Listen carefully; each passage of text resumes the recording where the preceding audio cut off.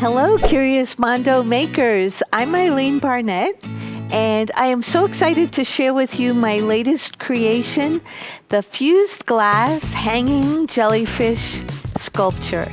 And this is a piece that has many different techniques and methods used, and I'm so excited to share that with you in an upcoming class where we could go over different methods that takes advantage of the 6mm rule, a way to use different materials such as metal wire and metal chain and other findings to help you to assemble a more complicated project. And also even a little bit about reactive glass. Some glasses react with each other, forming great color combinations, as you could see on these tentacles here. Okay, so we'll have a lot of things to cover in an action-packed class, even some jellyfish biology fun facts. So hope to see you there.